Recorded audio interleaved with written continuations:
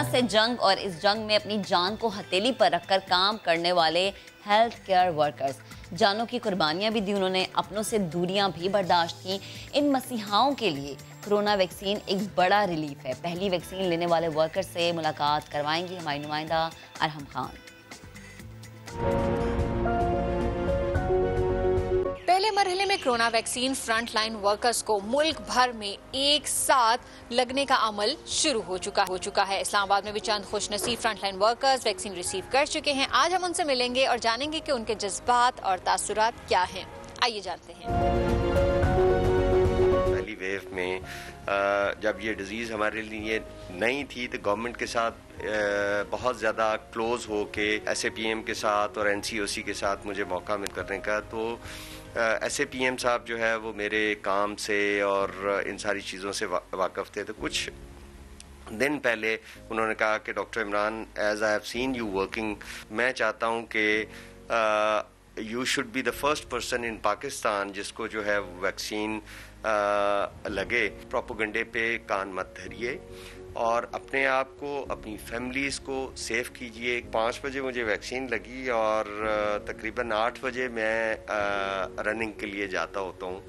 और yesterday I was again at 8 PM I was on the track, did my 5 kilometre running और अल्हम्दुलिल्लाह पहले भी मुझे बड़ी अच्छी नींद आती है और आज भी रूटीन की तरह बड़ी अच्छी नींद आई। मैं इस्लामाबाद से पहली लेडी हूँ जिसने वैक्सीन रिसीव की है, तो आई थिंक ये मेरे लिए ऑनर है और मैंने एक तारीख रकम की है। मुझे पिम्स की तरफ से नॉमिनेट किया गया था कि आप कोरोना में काम कर रही हैं, तो इसलिए हम आपको नॉमिनेट कर रहे हैं वैक्सीनेशन के लिए, आप जाएँ। तो फिर मैंने उनको ओके कर दिया था कि ठीक है मैं वैक्सीनेशन के लिए जाऊँ। पहले तो थोड़े से एंशियस थे हम कि लगवा रहे हैं तो खुदा न खास्ता कोई प्रॉब्लम ना हो, लेकिन अल्हम्दुलिल्लाह कुछ भी ऐसा सिम्टम्स नहीं है जिसके बारे में हम परेशान हो। मुझे याद भी नहीं था, मैं अपने घर के कामों में बिजी थी। इंडिविजुअल डिफरेंसेस अपनी जगह एग्जिस्ट करते हैं, लेकिन जाहिर है कि ऐसे तो नहीं अप्रूव होगी, ये प्रॉपर अपना प्रोटोकॉल फॉलो करके आई है। हमारे ICT के इस्लामाबाद में सबसे पहली वैक्सीन जो है मुझे लगाई गई है पैरामेडिक्स में, तो मुझे इंतहाई खुशी है और मतलब ऐसी खुशी है जो बयान नहीं की जा सकती।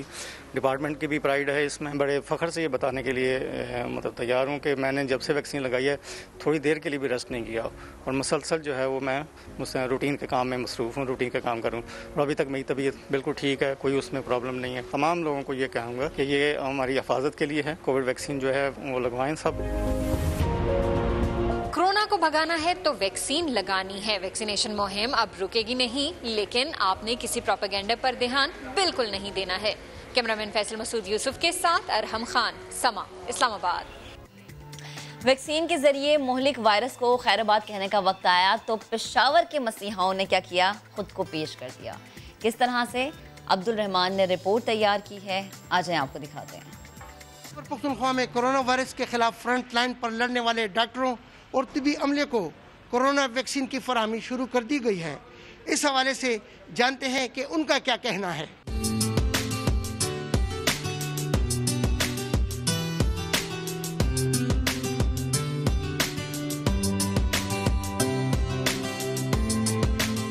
I am Pioneer over here और ये मैंने इसलिए लगाया है कि लोगों में अवेयरनेस पैदा हो जाए।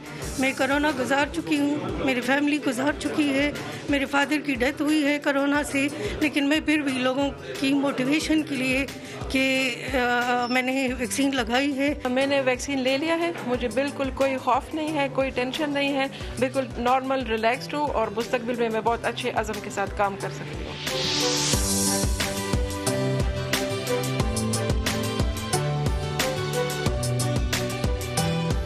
मैंने वैक्सीन लगा ली है अपनी प्रोटेक्शन के लिए, ताकि मेरी इम्यूनिटी स्ट्रांग हो जाए और उसके ख़िलाफ़ मेरी इम्यूनिटी बन जाए। लेकिन मैं और लोगों को भी कहता हूँ कि वैक्सीनेशन कर दें।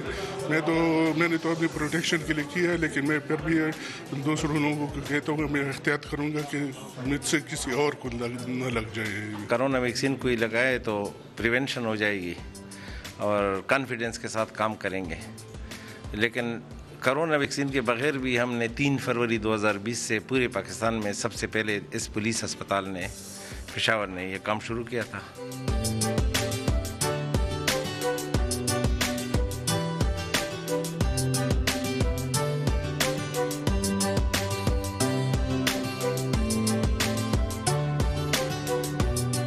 हुकूमत की तरफ से जो हेल्थ केयर वर्कर्स के लिए प्रोटेक्शन के लिए जो वैक्सीन है वो प्रोवाइड कर दी गई है और मुझे अल्हम्दुलिल्लाह अपनी फ़र्स्ट डोज़ लग गई है और आई एम फाइन, शुक्र है। और इंशाल्लाह हमारी सबसे यही दरख्वास्त है कि इसमें कोई डरने वाली बात नहीं है और ये जब वैक्सीन अवेलेबल हो जाए तो तमाम हेल्थ केयर वर्कर्स और जितने लोग हैं उनको चाहिए कि ये वैक्सीनेशन करवा लें।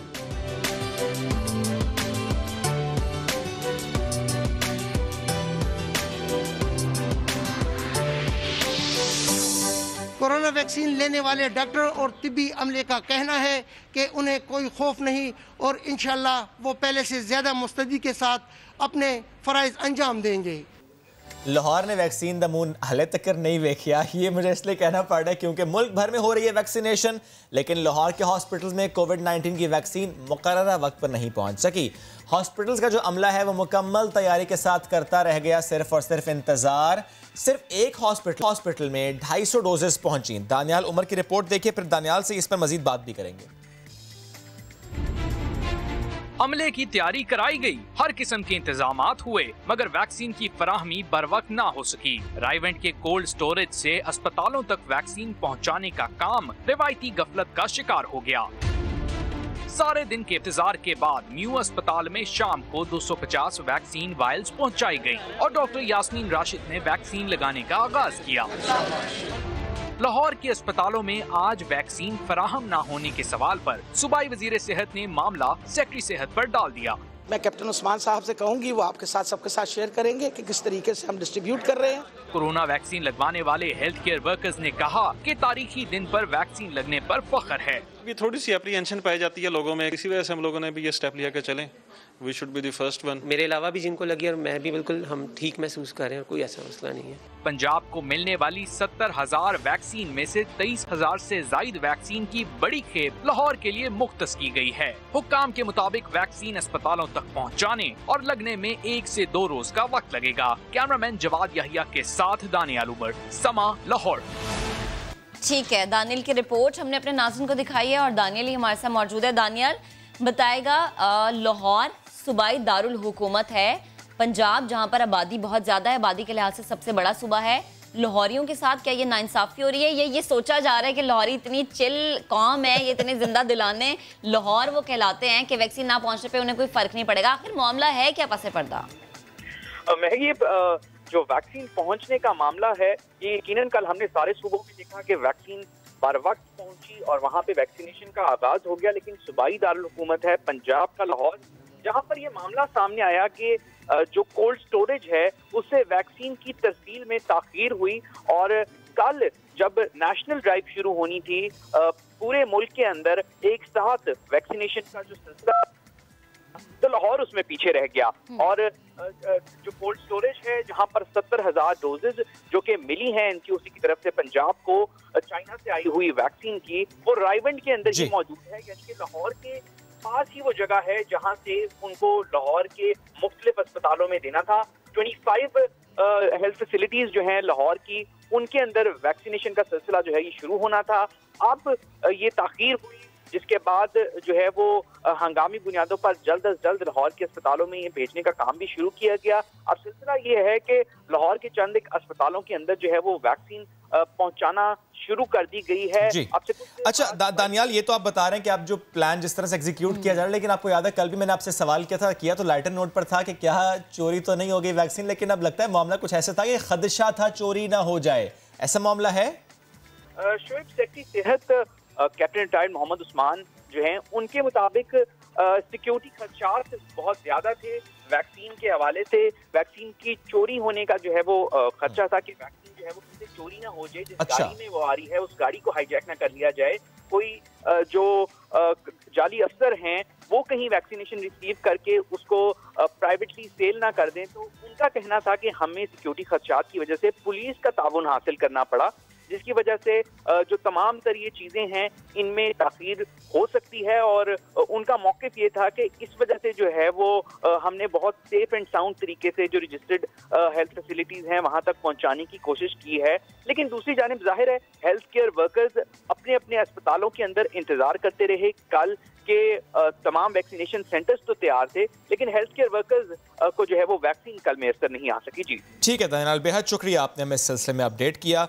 और अब चूंकि बाकायदा तौर पर जो है वो आगाज़ हो चुका है, जो कल का मामला था वहाँ पर सिर्फ एक हॉस्पिटल में ये पहुँची थी, उसके कुछ मनाजिर हमने आपको दिखाए भी थे कि डॉक्टर यास्मीन राशिद वहाँ पर मौजूद थी और वहाँ पर वैक्सीनेशन ड्राइव का आगाज़ तो था, लेकिन जो बाकी हॉस्पिटल्स थे वो इंतजार करते रह गए। ये एक मामला था कि वहाँ पर डिले हुआ तो हुआ क्यों, उस पर हम बात करते हैं। और जिस तरह इन्होंने भी कहा कि कैप्टन रिटायर्ड उस्मान सेक्रेटरी हैं secondary and health care Punjab के, उन्होंने कहा था कि खदशा था चोरी ना हो जाए, खदशा ये भी था कि कोई उस वैक्सीन को चेंज ना कर दे किसी फेक वैक्सीन से, इसलिए बहुत ज़्यादा सेफ एंड सिक्योर रखा जा रहा था और इसलिए भी थोड़ा सा डिले हुआ। चलिए जी बढ़ते हैं आगे, और हमारे पास एक खबर है लाहौर से खबर है हमारे पास, जहां पर मास्टर्स करने वाला नौजवान बेरोजगारी के बायस पंचर लगाने पर मजबूर हो गया। 6 साल कोशिश की लेकिन कहीं नौकरी नहीं मिली। शेफ का कोर्स भी किया लेकिन ये कोर्स किसी काम नहीं आया। किन हालात में वो जिंदगी गुजार रहे हैं, शाहीन शहजादी की रिपोर्ट में आपको दिखाते हैं। लोग मुझे बहुत नीचा समझते थे कि यार ये पंचर लगाने वाला है, इसकी क्या औकात है।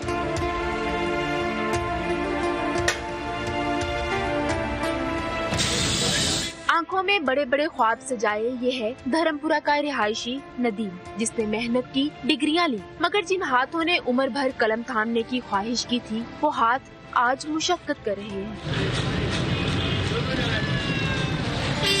नदीम ने मेहनत मजदूरी करके मैस कम्युनिकेशन की डिग्री ली, शेफ का कोर्स भी किया, मगर 6 साल बीत गए, कहीं नौकरी न मिली तो पंक्चर लगाने की दुकान खोल ली। मैं अब थक चुका हूँ कि पता नहीं कहाँ सीवी जमा कराई है, तो मुझे कॉल ही नहीं आती। वक्त के साथ साथ मेरे ख्वाबों की हवा निकल गई, लेकिन अब दुनिया को चलाने के लिए मैं लोगों के टायरों में हवा भरता हूँ।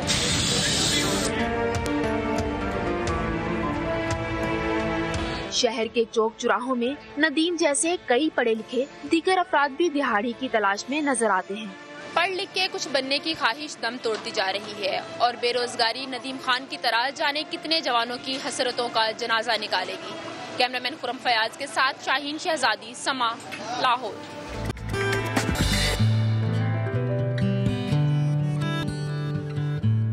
आपकी मुलाकात करवा रहे हैं 84 साला अब्दुल कयूम साहब से, जो कराची से स्वात पहुंचे लेकिन साइकिल पर। सिर्फ यही नहीं, उनकी जो ये साइकिल है 1955 से उनके पास है, यानी बचपन से 1955 से उनके साथ ये मौजूद है। हमारे नुमाइंदे सैयद शहाबुद्दीन उनके पास पहुंचे हैं, उनसे गपशप की है, बात की है, तो आज आपको दिखाते हैं।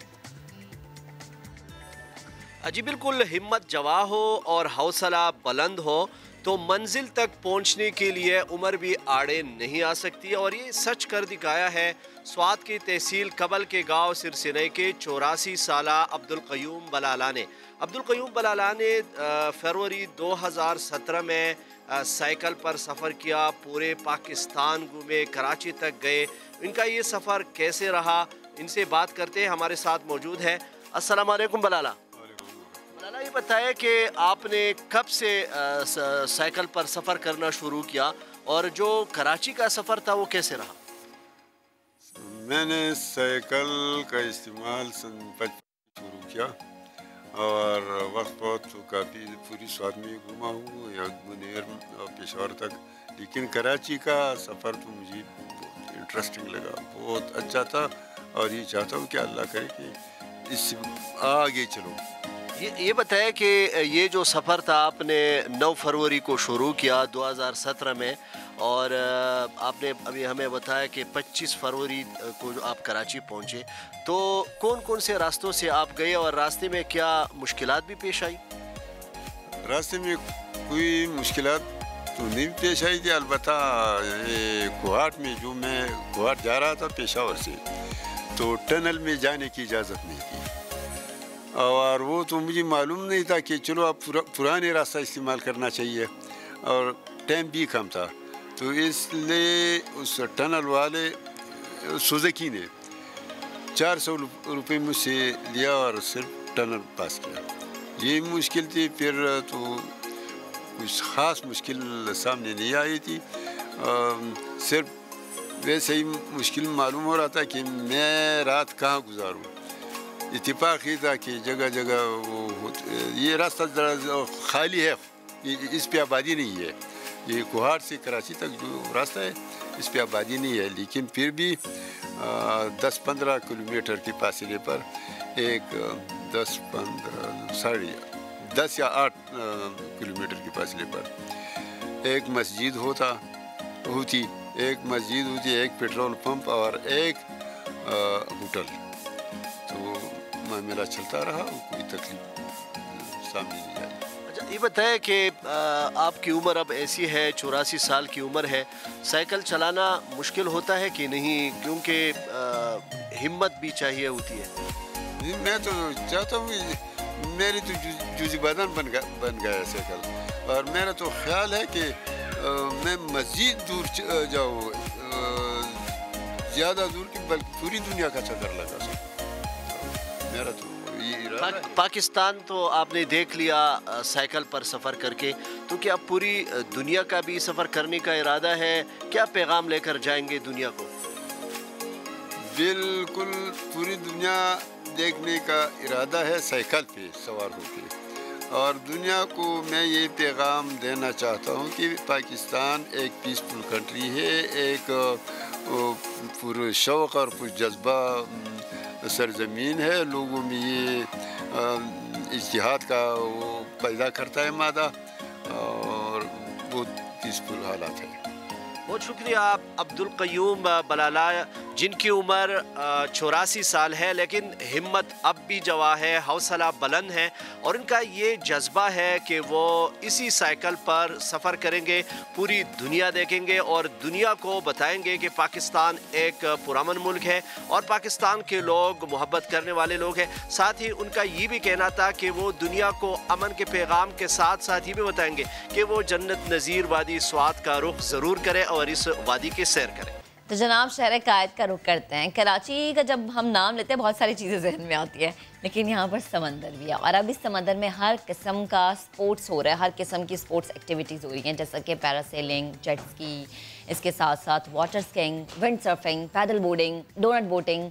और जब इतना कुछ हो रहा है तो फिर नया दिन ने कहा कि ये हम आपको दिखा देते हैं। हमारी टीम कराची के साहिल कोरंगी पहुंची और तमाम स्पोर्ट्स एक्टिविटीज़ का भरपूर जायज़ा लिया। वहाँ पर सेलिंग का कोर्स भी करवाया जा रहा था। मेरे साथी एंकर, पूरे पाकिस्तान के एंकर मोहम्मद शरेफ वहाँ गए, क्या किया उन्होंने आज आपको दिखाते हैं।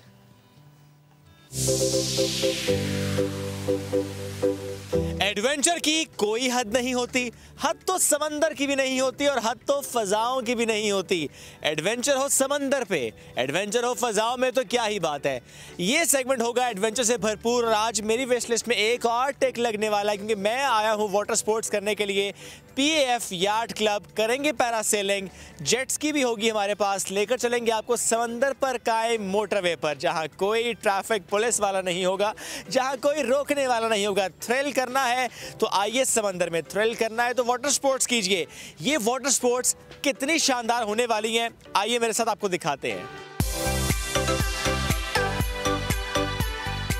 और जब तक आ रही है जाटी, क्योंकि हमने जाना है एक आइलैंड पर, वहाँ से हम करेंगे फिर पैरासेलिंग। तो मैंने सोचा चूंकि यहाँ मौजूद हैं हम, तो PF यार्ड क्लब का एक छोटा सा टूर आपको कराते हैं कि जब यहाँ पर आप आएंगे फैमिली के साथ या फ्रेंड्स के साथ, तो यहाँ पर कौन कौन सी एक्टिविटीज़ हैं, कितना रिलैक्सिंग यहाँ का एटमॉस्फेयर है और कितना मज़ा आपको यहाँ पर आएगा। आइए मेरे साथ अंदर आपको लेकर चलते हैं। आ चुके हैं हम अंदर। ज़बरदस्त डाइनिंग एरिया है ये, रिफ़्रेशमेंट के लिए, फैमिलीज़ के यहाँ पर आकर रिलैक्स करने के लिए। तो पूरा दिन भी अगर आपने स्पेंड करना हो PF यार्ड क्लब में, तो this is very nice place कि आइए खाना यहाँ पर खाइए। उसके बाद ज़रा बहुत सारी एक्टिविटीज़ होती हैं, तो बड़ा अच्छा एम्बियंस यहाँ पर लग रहा है। लेकर चलते हैं आपको ऊपर भी, क्योंकि सुना है कि ऊपर ज़्यादा रिलैक्सिंग माहौल है। आ चुके हैं ऊपर, ज़बरदस्त यहाँ पर भी माहौल लग रहा है। इस तरफ का माहौल तो ज़बरदस्त है ही, लेकिन मुझे ज़्यादा अट्रैक्ट कर रहा है ये वाला एरिया। जब हो जाए शाम और यहाँ से और नज़ारा समंदर का, तो क्या ही बात है। थक गए हैं तो उसका भी बंदोबस्त है यहाँ पर, और वो बंदोबस्त है ये the 2 beautiful relaxing massage chairs. यहाँ पर बैठ जाइए और अच्छा सा मसाज आप करा लीजिए।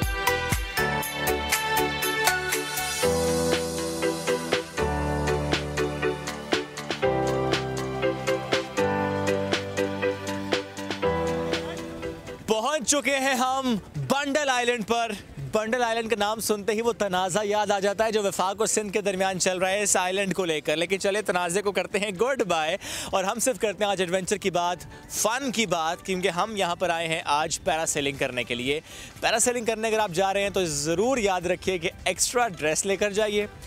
इसके साथ साथ सन ब्लॉक ज़रूर लगाइए क्योंकि ज़ाहिर है स्किन हो जाती है ख़राब और पानी में गिरने का चांस होता है 99%।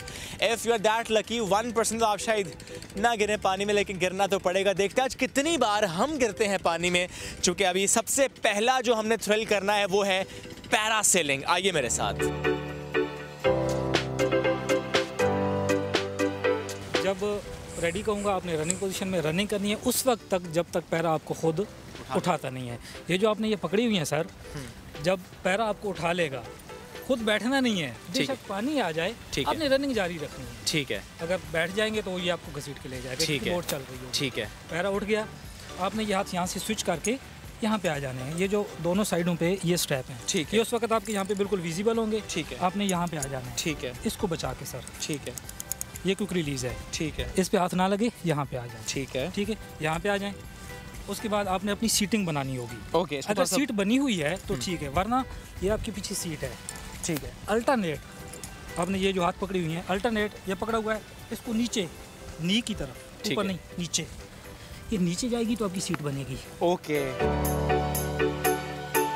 वो मोमेंट आ चुका है जिसका मैं कर रहा था बड़ा बेसब्री से इंतजार, यानी अब मैं रेडी हूँ, मुझे ब्रीफ कर दिया गया है। लेट्स सी कि ऊपर कितना फन होने वाला है। माइक छोड़कर जा रहा हूँ यहाँ, लेकर आऊँगा वापस बहुत सी यादें, देन विल शेयर के हुआ क्या ऊपर। दुआ कीजिए खैरियत से आऊँ। लैंड पर उतरने की कोशिश करूँगा, ना उतर पाया तो पानी में जाऊँगा।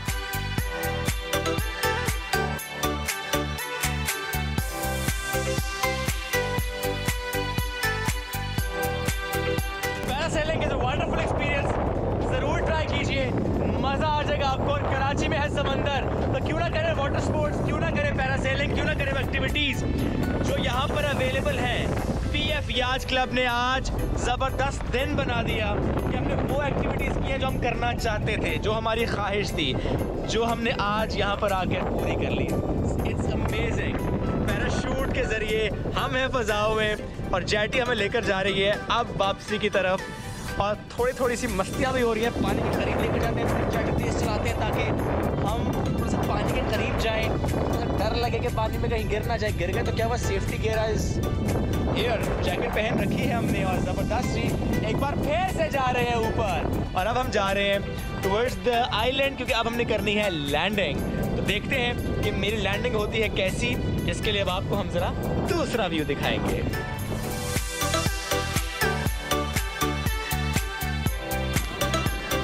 तो मैंने सोचा नहीं था कि मैं लैंड कर पाऊंगा, लेकिन मैं कर पाया खुशकी पे। It's amazing.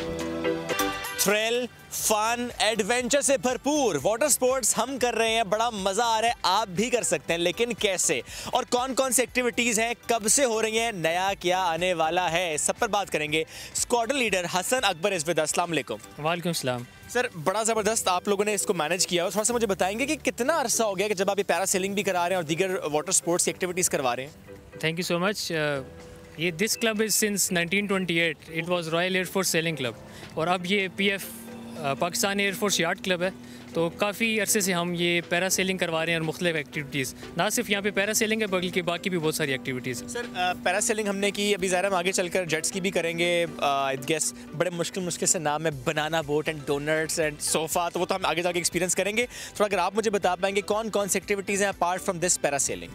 पैरासेलिंग के अलावा हमारे पास जेट्स की है, स्पीड बोट है, बनाना बोट्स हैं, सर्फिंग है, नी सर्फिंग है, almost 15 different kinds of activities हैं हमारे पास जो आप कर सकते हैं। अच्छा, कैसे आपसे कांटेक्ट किया जा सकता है, कैसे बुकिंग होती है, या ऐसे होता है कि बहुत रश है, किसी ने कांटेक्ट किया तो आपने कहा नहीं भाई इस मंथ तो आप कर नहीं सकेंगे, या नहीं कांटेक्ट किया तो आप लोग इजीली मैनेज कर पाते हैं? जी बिल्कुल इजीली मैनेज कर पाते हैं, और ना सिर्फ कराची वाले बल्कि पाकिस्तान से काफ़ी ज़्यादा टूरिस्ट जो कराची आते हैं, अच्छा, उनको हम ज़्यादा प्रेफर करते हैं कि वो इतने दूर से आए हैं, तो उनको प्रायोरिटी देते हैं हम बुकिंग्स।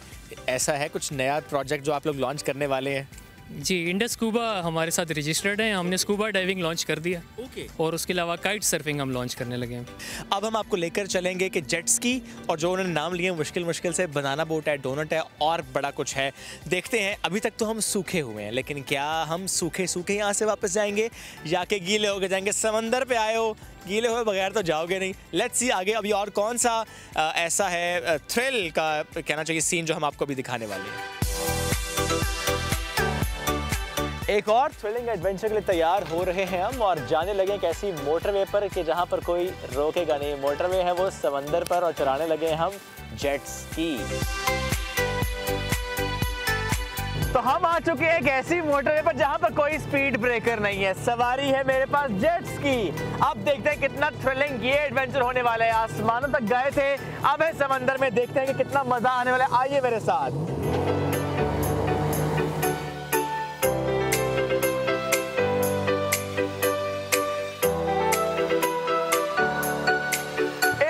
समंदर का अपना ही मजा है और यहाँ पर जेट स्की चलाने का क्या जबरदस्त फन है। और जब हम बात करें समंदर की, समंदर को समझना जरूरी है, समंदर में खेलना जरूरी है, समंदर में एंजॉय करना है। और क्योंकि हम यहाँ पर कर रहे हैं एंजॉय, चला रहे हैं jet ski, it's a thrill, बड़ा मजे का एक्सपीरियंस। जितना भी तेज चलाओ, चालान करने कोई नहीं आएगा, तो मैं चला तेज चलाने।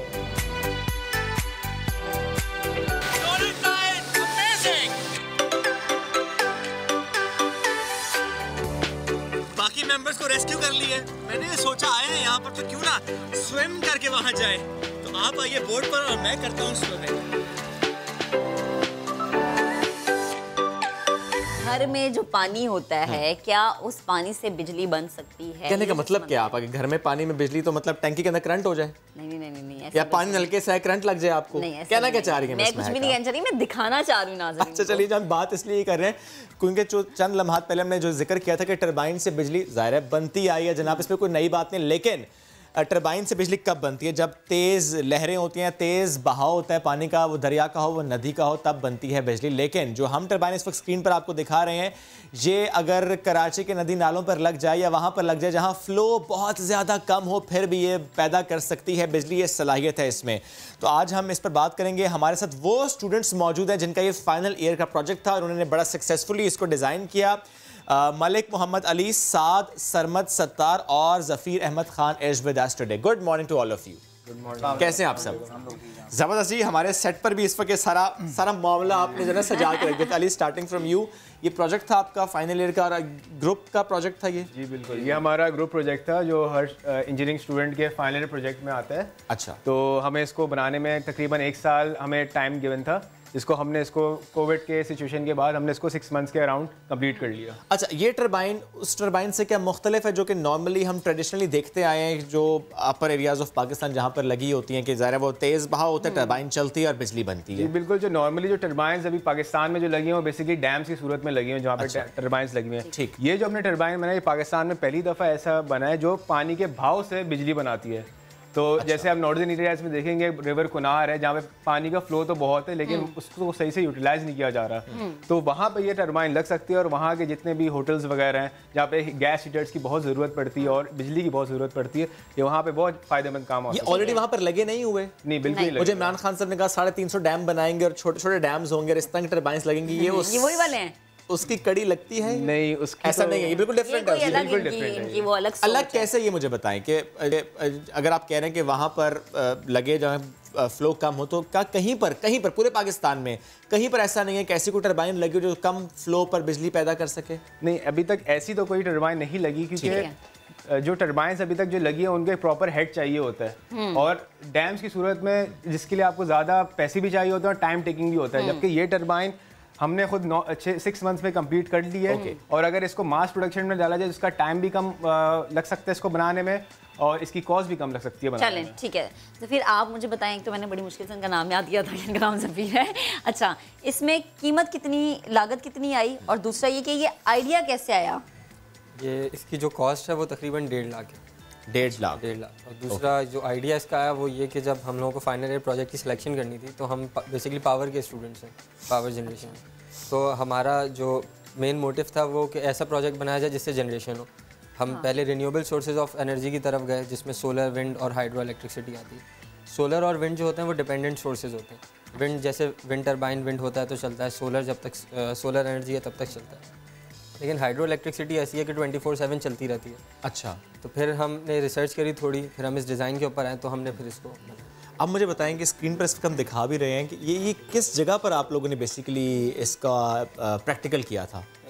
ये बेसिकली 4K चौरंगी कराची में का इलाका है। 4K चौरंगी के आसपास की जगह हब कैनाल में हमने इसको टेस्ट किया है। अच्छा, तो यहाँ फ्लो था? बिकॉज मुझे लग नहीं रहा कि कोई फ्लो है, बड़ी चल रही है, बहुत डेड फ्लो है, बहुत नॉर्मल फ्लो था। और इस पे भी इसने 500 वॉट्स जनरेट किए हैं। अच्छा। 500 वॉट्स जनरेट किए। इसकी कैपेसिटी 1000 वॉट्स की, लेकिन हल्के फ्लो पे भी इसने 500 अचीव किया है। अच्छा, जैसे हम कह रहे हैं कि घर में बिजली पैदा हो सकती है, ये एक सवाल है, तो क्या ये इस तरह से आम घरों में इस्तेमाल हो सकता है?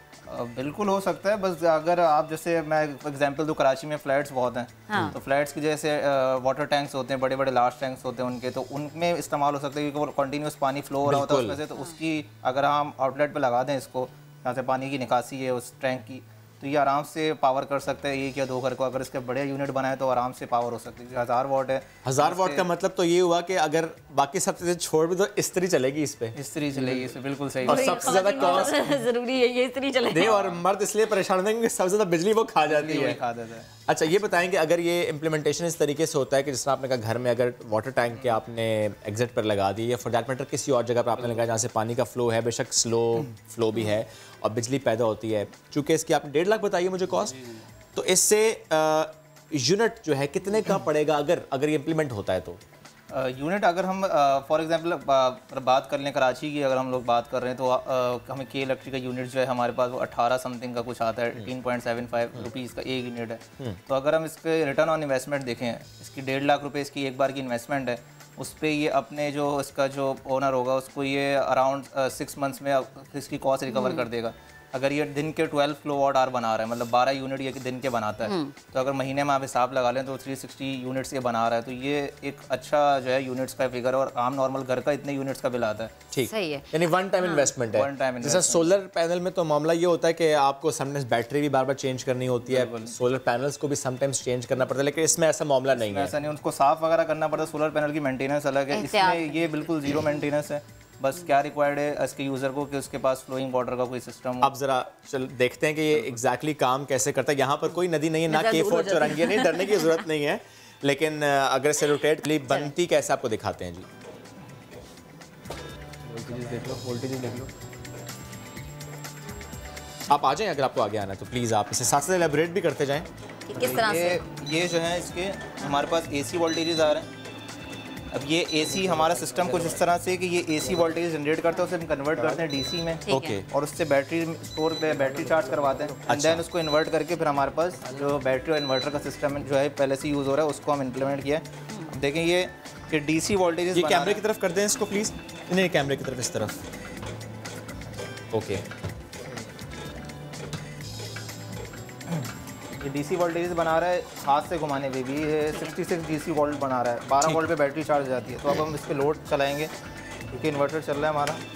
ओके, और ये बिजली पैदा हो गई। रोशन नया दिन का सेट, और रोशन पाकिस्तान और रोशन कराची भी होगा अगर आप इसको सही तरीके से समझ लें। अच्छा, तो ये मतलब बड़ी ज़बरदस्त चीज़ है, जैसे उन्होंने कहा कि घर में अगर आप इसको रख रहे हैं लेकिन एहतियात बरतनी फिर भी ज़रूरी है। अच्छा, और ये दूसरा वाला बल्ब, ये इससे हमने 500 वॉट का भी इस पर लोड डाला हुआ है। आप ये देख सकते हैं यहाँ पे एम्पियर आ रहे हैं, 2.1 एम्पियर ये इस वक्त यूज़ हो रहे हैं इसके। अच्छा, और ये इस वक्त का सिस्टम है, AC लोड चल रहा है इस पर, बिल्कुल नॉर्मल कंडीशन। ये कितने वॉट हैं इस वक्त? ये 500 वॉट है, ये 200 का एक, और ये 100 वॉट का ये। ठीक है, वरना जो कैपेसिटी है इसकी वो 1 किलोवाट तक है। 1000 वॉट या 1 किलोवाट। हाँ, लेकिन अभी ज़ाहिर है हमें अभी इसको पानी नहीं मिल रहा, तो ठीक है, कम लोड पे चला। तो हम तो घर बैठ के जो घर में एक फारिग शख्स होगा सकेंगे तो खुद चलाता रहे इसको। तू बिजली पैदा कर बैठ सारा दिन चलाते रहो, आगे वैसे भी गर्मियाँ आ रही हैं। फॉर एग्जांपल जॉब नहीं किसी को मिले, एक बंदे को बिठा दिया आपने, चल तेरी ये जॉब है, तूने ये करना है, घुमाता जा बिजली पैदा कर। लेकिन ये बड़ी अच्छी बात है, जिस तरह इमरान खान साहब ने कहा था वो डैम्स के जिस पर बहुत मजाक उड़ाया जाता है, लेकिन अगर ये इंप्लीमेंट हो जाता है, जिस तरह हमने रिवर कुनहार की बात की है, हमारे पास ज़ाहिर है बहुत ज़्यादा बहाव है दरियाओं का, स्पेशली अपर एरियाज़ में, और वहाँ पर अगर छोटे छोटे गांव में ये लगता चला जाए और लगते चले जाएं तो वो गांव में बिजली होगी, उस इलाके में बिजली होगी, और बल्कि कॉस्ट भी इसकी जिस तरह से 6 महीने में रिकवर। और जैसे गर्मियाँ आगे आ रही हैं, हम देखते हैं गर्मियों में ये ज़्यादा मसला होता है, बड़े शहर या छोटे शहर, ये गाँव देहात के बिजली नहीं है और घंटों घंटों क्या दिनों दिनों बिजली नहीं होती है, तो बड़ा मेरा ख्याल है अब इस पर तो फवाद चौधरी साहब को भी आपको अप्रिशिएट करना चाहिए। क्या वैसे वजारत साइंस एंड टेक्नोलॉजी से बात हुई आपकी? अभी तक तो हमें सिर्फ यूनिवर्सिटी की तरफ से अप्रिसिएशन मिली है, क्योंकि हर कोई मतलब हमें अप्रोच कर रहा है, लेकिन अभी तक ऐसे कोई गवर्नमेंट की तरफ से, एडमिनिस्ट्रेशन की तरफ से हमें कोई अप्रोच नहीं हुई है। ओके, तो हम चाह रहे हैं। इंजीनियर्स का एक दुख ये भी है, अभी मैंने भी पे इसलिए फोकस किया क्योंकि इंजीनियर्स से मुतालिक बहुत सी और चीज़ें ना बड़ी सामने आती रहती हैं। इंजीनियर्स इतनी मेहनत कर रहे होते हैं, इतना काम कर रहे हैं, इतनी मेहनत हो रही होती है, लेकिन फिर भी थपकी नहीं देते, थपकी नहीं मिलती। तो ऐसा है, हुकूमत के अलावा भी आपको फील होता है कि एज इंजीनियर्स कोई ये मामला है या वो सिर्फ सोशल मीडिया मीम्स तक ही है? एज एन इंजीनियर अगर आप इस तरह से अपना करियर को परस्यू करें कि आपकी प्रोडक्ट की तरफ जाएं, लोग क्या करते हैं अमूमन जो है वो मार्क्स के पीछे भागते हैं, बस पास करके हमें जो है जॉब करनी है और बस एक नॉर्मल ज़िंदगी गुजारनी। लेकिन अगर हम एक प्रोडक्ट की तरफ जाएं, कुछ अगर नेशनल लेवल की तरफ अगर सोचें इस बारे में, तो बिल्कुल हम लोग भी बस यही कह रहे हैं कि अगर गवर्नमेंट लेवल पे हमें सपोर्ट दी जाए इस चीज़ की, तो हम इसे और बेहतर बना सकते हैं इंशाल्लाह। और हम चाहते हैं हमारे प्लेटफॉर्म से फवाद चौधरी साहब तक ये बात पहुंचे, समझिए आपकी ये बात उन तक पहुंच गई, ये पूरा सेगमेंट उन तक पहुंच गया, और हम इंशाल्लाह उनसे इस बारे में मजीद बात भी करेंगे। इंशाल्लाह ministry of science and technology will contact you. अभी यूनिवर्सिटी की अप्रिसिएशन है, पूरा पाकिस्तान आपको अप्रिशिएट करेंगे। आपने बहुत अच्छा काम किया पाकिस्तान के हालात को समझते हुए, यहाँ के डायनामिक्स को समझते हुए कि जिस तरह पूरे पाकिस्तान में ये बहुत बड़ा मसला है, क्योंकि अभी हमने आज प्रोग्राम का आगाज़ तो इस तरीके से किया था कि जो IPPs के साथ मुआहदे हैं वो इस तरीके से अब उनको रिविजिट किया जा रहा है कि सस्ती बिजली मिले, लेकिन अगर ये इम्प्लीमेंट हो जाए तो अब ज़ाहिर है बिजली सस्ती मिलेगी।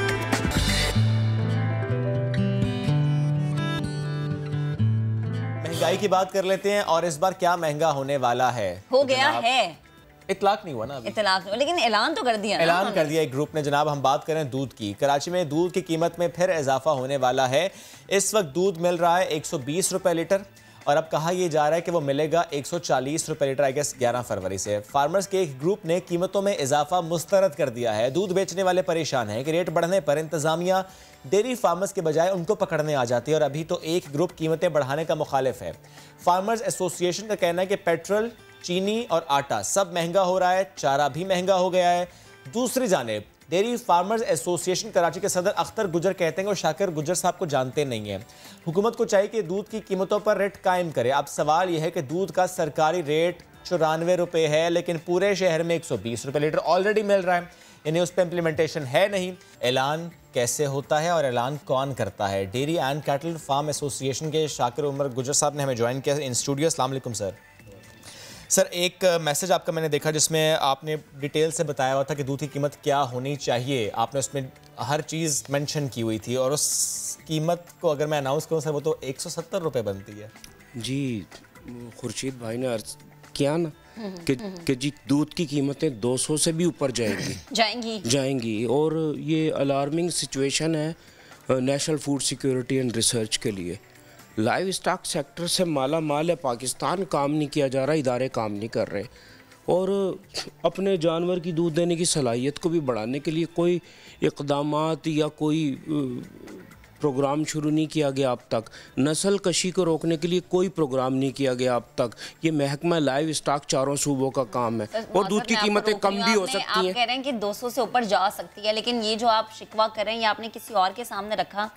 जी, मैं मुसलसल लिखता हूँ तहरीर जी, जैसे मैं मीडिया को आगाही देता हूँ, मैं तमाम इदारों को मैं कलम के नोक का इस्तेमाल बखूबी जानता हूँ जी, और मैं बाकायदगी से खतूत तहरीर करता हूँ।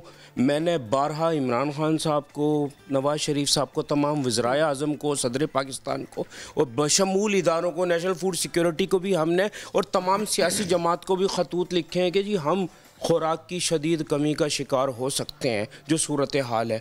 तो मैं आपसे दरख्वास्त करूँगा कि जी देखें, मैं कौन होता हूँ दूध की कीमतें बढ़ाने वाला? दूध की कीमतें बढ़ती हैं अजनास की कीमतों से या दीगर इनपुट्स की कीमतों के बढ़ने से। उसमें एक चीज़, आपने एक चीज़ सर उसमें मेंशन की कि जब पेट्रोल प्राइस बढ़ती है तो आपने उसको मेंशन किया कि 22 रुपये उससे कीमत बढ़ जाएगी दूध की फी लीटर। नहीं, ऐसा नहीं है, वो शायद आप समझ नहीं पाए होंगे। उसमें मैं आपको बताऊं कि दूध की कीमतों में जो शहरों में सबसे ज़्यादा असरअंदाज होती है चीज़, वो होती है उसकी डेप्रिसिएशन कॉस्ट। ठीक है। जो एक ताज़ी भैंस आती है वो तकरीबन 2 से 2.5 लाख रुपए की आती है।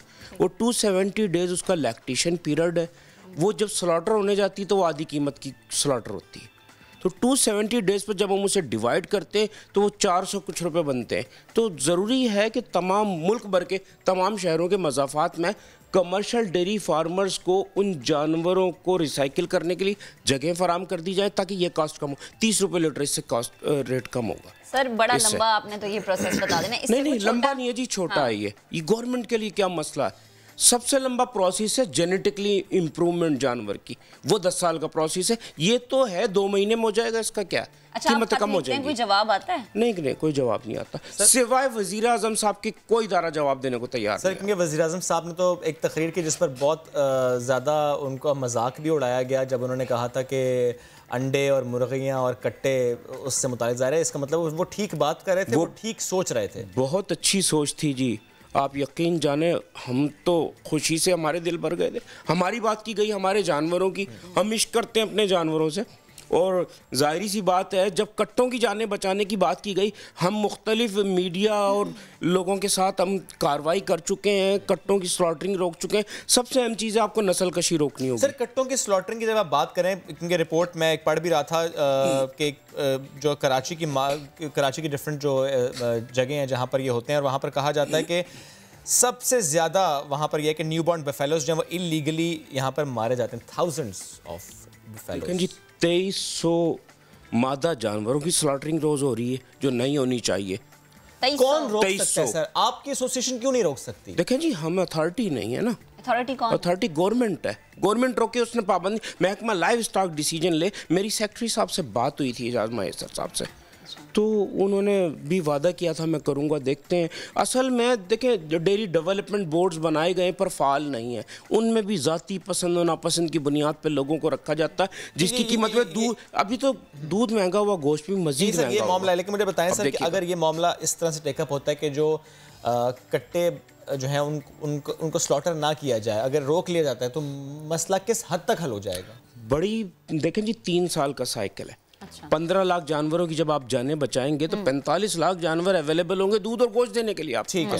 तो एक गोश्त के लिए गोश्त की भी कीमतें नहीं, देखिए कीमतें कम कैसे होंगी जब पैदावार बढ़ेगी। बिल्कुल सही। पैदावार नहीं बढ़ेगी तो कीमत जी, जिसको देखा जा सकता है, इतना मुश्किल नहीं है कि कहीं पर भी स्लॉटर ना हो, जो कि कट्टे हैं वो स्लॉटर ना हो। सर आप मुझे ये बता दें कि 94 रुपए कीमत मुकर्रर कब से मुकर्रर की हुई है? जाहिर है ये कीमत 2018 में हुई थी जी, 3 साल 4 साल हो गए। और उसके बाद मैं मुसलसल मुख्तलिफ चैनल्स पे बैठ रहा हूँ, आ रहा हूँ, इजाफा कर रहा हूँ। ठीक है। पर गवर्नमेंट ना तो पूछने को तैयार है, ना बात करने को तैयार है। तो नहीं सुनते कि 94 रुपए उन्होंने मुकर्रर नहीं जी, वो हमें वायलेशन ना करने दे। देखिए हम बात करने को तैयार है। आपने बात की, सबसे पहले मैं थोड़ी सी बात करना चाहूँगा कि हाजी अख्तर साहब मेरे बुजुर्ग हैं, मेरे बड़े भाई हैं। मैं चाहूँगा देखें, अगर वो डिसीजन लेना चाहते हैं वो आगे चले, मैं पीछे चलूँगा। वो रेट नहीं बढ़ाना चाहते वो नहीं बढ़ाएं, वो कोई ऐलान तो करें। देखें ना, जो एक फार्मर होगा, ऐलान करें, वो कह रहे नहीं बढ़ाना, नहीं वो आप करें, आए मीडिया पे आए ऐलान करें, वो आके मैं उन्हें फॉलो करूंगा जी। मैं बैठा हूं ना, मैं अगर सर वो ये आगे कह देते हैं कि दूध की कीमत यूं तो 94 रुपए है सरकारी, लेकिन 120 पे चूंकि आजकल मिल रहा है, वो कहते हैं कि 120 से नहीं बढ़ेगी। देखें मैं बताऊं आपको, कास्ट ऑफ प्रोडक्शन के मुताबिक दूध की कीमतों में इजाफा जरूर होगा। अच्छा। और नहीं अगर वो मुस्तरद कर देते हैं, आपने कहा उन्हें फॉलो देखें जी, वो हकायक शवाहिद और मेरिट को तो जरूर देखेंगे ना। हाँ। और जो फार्मर होगा वो देखे बगैर ये कह रहे हैं। देखें, मेरी एक चीज की कॉस्ट आ रही है 140 रुपए लीटर, 170, मैं कैसे आपको 120 रुपए में दूंगा? एक जुमले में सर बता दें, क्या 11 फरवरी से हमें दूध 120 रुपए में नहीं मिलेगा मार्केट में? नहीं मिलेगा जी। देखें, हम दूध बंद कर देंगे जो हमारे रेट पे दूध मतलब आपका ऐलान है, ये चीज नहीं होगी। और फिर भी हम इंतजामिया के साथ बैठने को तैयार हैं। इंतजामिया हमारे साथ बैठे, टेबल टॉक करे, हम कहीं ना कहीं कर लेंगे। सारी एसोसिएशन इस पे मुत्तफिक है। देखें जी, तफरीक तो नहीं देखें मैं आपको बताऊं, मिल्क रिटेलर्स एसोसिएशन की मजबूरियां होती हैं, उन्हें अवामुन नास को और गवर्नमेंट को बर्दाश्त करना पड़ता है, छापे, गिरफ्तारियां। मैं इंतजामिया से दरख्वास्त करूंगा अपनी तोपों के रुख मेरी तरफ करें जी, वो रिटेलर्स को तंग ना करें। वो गिरफ्तार करना, और इन्हें गिरफ्तार करना है, इन्हें हमें गिरफ्तार करने के लिए आने की जरूरत नहीं है। ये हमें कहेंगे 100 आदमी 600 डेयरी फार्मर्स, 500 डेयरी फार्मर्स अपनी अपनी भैंसों के साथ गिरफ्तारियां देंगे हर इलाके के अंदर। हाँ, देखिए मैं बताऊं, 3 साल पहले इन्होंने मुझे अरेस्ट किया था ना, पूरी भैंस कॉलोनी के 2000 डेयरी फार्मर्स ने मुझे पुलिस के चुंगल से छुड़ा लिया था ना। तो देखें ये FIR करते क्या करेंगे, ज्यादा से ज्यादा हमारा क्या करेंगे, ये FIR करेंगे ना, हम 14 दिन में उड़ा देंगे FIR को जी। अक्सर मुझे ये बता दें, एक बात और बता दें, फॉर एग्जांपल फार्मर के हुकूक की जंग पूरी ताकत के साथ लड़ेंगे। ये गलत बात है सर, इस तरह नहीं हो सकता कि आप कहें कि FIR होगी हम उड़ा कर रखते हैं, दैट्स बैड सर। ये आप नहीं जी, देखिए मैं इस मुल्क का सबसे मैं किसान हूं, रिस्पेक्ट दैट। देखें जी, मैं बहुत एहतराम करता हूं कानून का, अगर फार्मर का ये इस्तेहसाल करेंगे तो बर्दाश्त नहीं करेंगे जी, हम रोडों पे आएंगे। तो होना ये चाहिए कि टेबल पर बैठ कर मामला हल होने, हम रोडों पे आएंगे जी, हम वैसे अपनी लेके रोडों पे आ जाएंगे अगर हमारा इस्तेहसाल करेंगे हल हो जाते तो फिर हमें रोड पे आने की जरूरत नहीं। यानी कराची की सड़कों पर भैंसें नजर आएंगी, ना मानी गई तो टेबल पर बैठेंगे, ठीक है, इंशाल्लाह सर ये मामला हल होंगे, क्योंकि हम सब भी ये चाहते हैं कि दूध की कीमतें ना बढ़े, लेकिन अगर आप लोगों के जायज मुतालबात हैं वो सुनने चाहिए। चलिए जी, ये तो हम बात कर रहे थे कि दूध की कीमत बढ़ने वाली है, क्योंकि कहा जा रहा है कि 120 से अब वो हो जाएगा 140।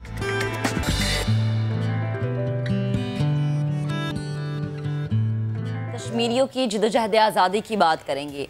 ये जिदोजहद 1947 से पहले से भी जारी थी और इसके बाद भी मुसलसल जारी उसारी है। आज भी हम जो देखते हैं, जो हम बात करते हैं, जो वाक़यात आपके सामने रखते हैं, वो यकीनन इसी चीज़ की अक्कासी करते हैं कि ये जिद्दोजहद उस वक्त तक जारी रहेगी जब तक कश्मीरियों को मुकम्मल तौर पर आज़ादी नहीं मिल जाती। इसमें तब्दीली आई 5 अगस्त 2019 के बाद। बुरहान वानी वाले वाक़े को आप ले लें, वो तहरीक जब शुरू हुई उसके 5 अगस्त 2019 के बाद जो भारत ने कानून बनाया, उसके बाद काफ़ी तब्दीली आ गई। भारत ने आईनी और कानूनी तौर पर कश्मीर की हैसियत तब्दील की। इस अमल के लिए पहले कश्मीर में मुकम्मल तौर पर कर्फ्यू को नाफिज किया गया और फिर क्या हुआ, फिर लॉकडाउन लगाया। अपने गैर कानूनी ज़ेर कब्ज़ा जम्मू मकबूजा कश्मीर में भारतीय फ़ौज ने मुहासरा किए रखा और मकबूजा कश्मीर में आबादी का तनासुब बदलने के लिए भारतीय अज़ाइम खुलकर सामने आ गए।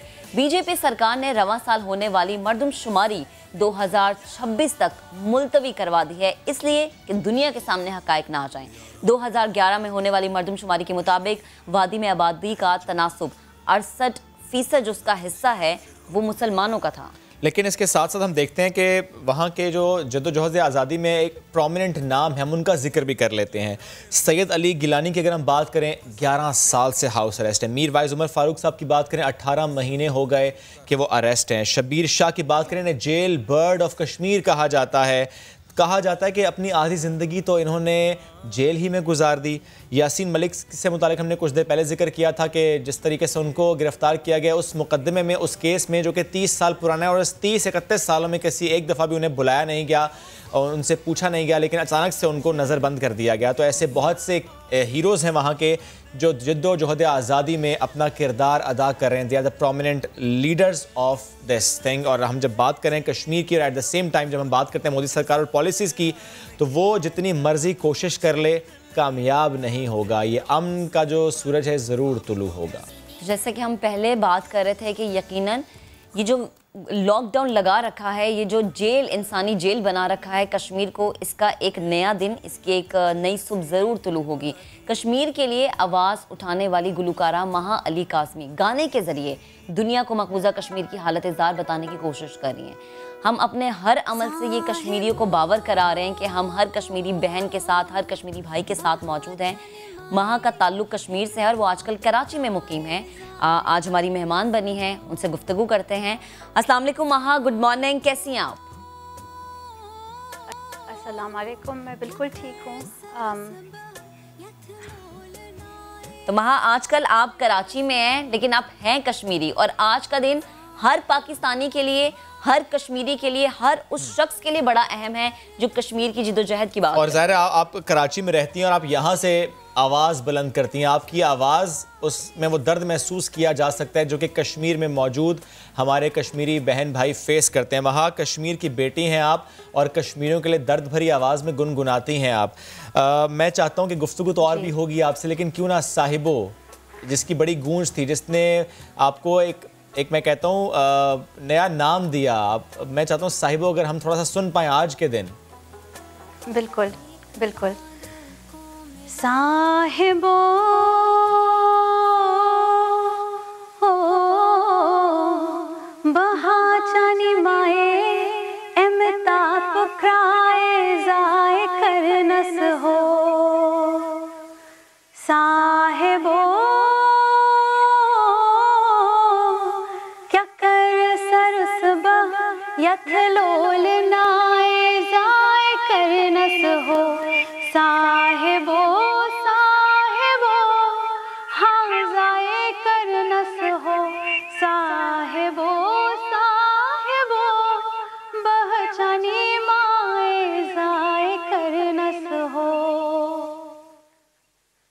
ज़बरदस्त। अच्छा महा, यकीनन जितने भी लोग इस वक्त सुन रहे हैं, आपको देख रहे हैं, मैं चाहती हूँ उनकी आसानी के लिए ज़रा आसान लफ्ज़ों में इसका मतलब भी हमें समझाएं।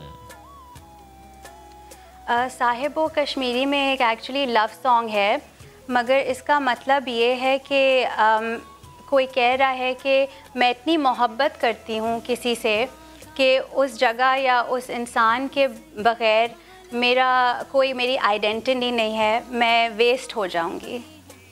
और ये मोहब्बत कश्मीर से इसका इजहार किया जा रहा है। जी अच्छा महा, एक्सक्यूज़ मी, मुझे ये आवाज़ अपने माइक में अच्छा वो जो इस वक्त बैकग्राउंड म्यूजिक है वो आपको वापस आ रहा होगा, हम इससे फिक्स कर देते हैं। प्लीज़ कंट्रोल रूम इसको देख लीजिएगा। महा, मुझे ये बताएगा कि कितना दिल करता है कश्मीर जाने का, कितना दिल करता है मकबूजा वादी जाने का, कितना दिल करता है वहाँ की वादियों में घूमने फिरने का, कितना दिल करता है कि वहाँ पर अमन हो और हम यहाँ से बड़े आसानी से जा सकें, कि जन्नत है वो। बहुत ज़्यादा कश्मीर याद आता है, इनफैक्ट अब और भी ज़्यादा याद आता है और बार बार दिल करता है कि मैं कश्मीर जाऊं और अपने रिश्तेदारों से मिलूं स्पेशली।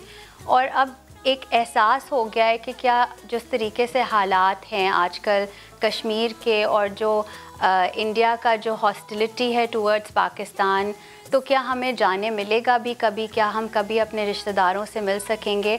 और साथ में क्योंकि जब से 5 अगस्त से ये स्पेशल स्टेटस कश्मीर का रिवोक किया गया है, तो हम कश्मीरी सब्जेक्ट्स को जो एक स्पेशल एंट्री परमिट मिलता था कश्मीर ट्रैवल करने का, वो सारा सिलसिला भी बंद हो गया है, ख़त्म हो गया है फॉर द टाइम बीन।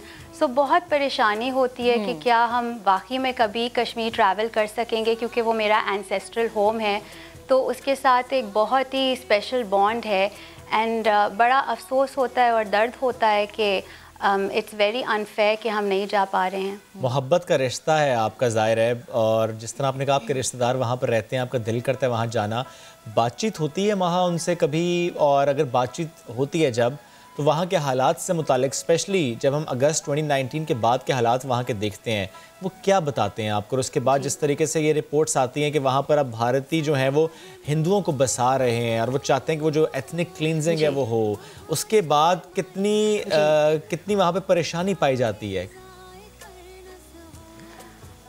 राब्ता तो होना वैसे ही बेइंतहा मुश्किल है। ओके। और अगर कभी मुश्किलों से किसी से राब्ता होता भी है तो हम नहीं पूछ सकते और वो बताना चाहते भी नहीं हैं, उनको इतना डर लगता है। अच्छा। इंडिया की इतनी रिप्रेसिव पॉलिसीज़ हैं कि वो नहीं बता सकते कि हालात कैसे हैं। और यूजुअली राब्ता भी ज़्यादातर उन कश्मीरियों से होता है जो मकबूजा कश्मीर के बाहर हैं, और उन्हीं के थ्रू ज़्यादातर हालात का अंदाज़ा होता है।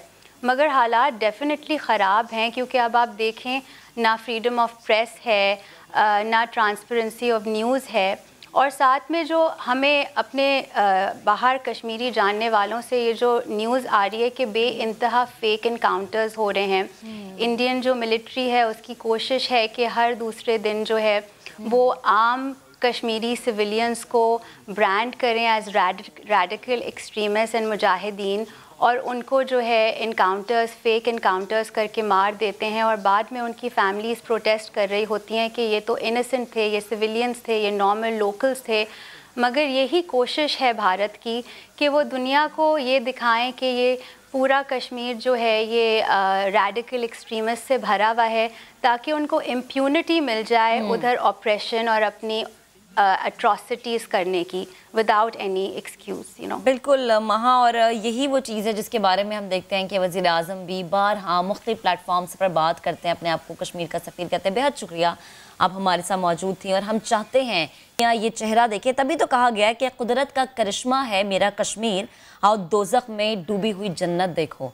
ये जन्नत वो है जिसे ज़मीन पर हम ये कहते हैं कि खुदा का एक करिश्मा है कि वहाँ के मकाम, वहाँ की वादियाँ, लेकिन क्या है वहाँ पर आवाज़ उठाने की आज़ादी नहीं है। और इसी आज़ादी के लिए जिद्दोजहद जारी रखे हुए हैं गुज़श्ता कई सालों से, और ये जिद्दोजहद आज़ादी हमेशा जारी रहेगी उस वक्त तक जब तक कश्मीरियों को हक़ नहीं मिलेगा आज़ादी की फ़ज़ा में सांस लेने का। आगे बढ़ते हैं और बात कर लेते हैं अब ज़रा खेल की। क्रिकेट के मैदान का रुख कर लेते हैं, क्योंकि आज हम देख रहे हैं कि रावलपिंडी मैदान में दूसरा दिन हमारे जो शाहीन है वो है, और आगाज आपने कहा मेरे फेवरेट ना चले वो तो चले गए वापस, आपने कहा कि आगाज अच्छा नहीं था, नॉट मारने में शुएब पीछे नहीं है। फवाद आलम की भी ताज़ा खबर आ रही है कि वो भी पवेलियन वापस लौट गए हैं। 149 for 5 is the latest update for the match. और इसके साथ साथ बताएं कि अगर पहले दिन की बात करें, नहीं कल की बात करें, तो पाकिस्तान ने 3 विकेटों पर 145 रन बनाए थे और टॉप ऑर्डर हमें नाकाम दिखाई दिया था। ओपनर आबिद अली वो फ्लॉप हुए थे, इमरान बट ने 15 स्कोर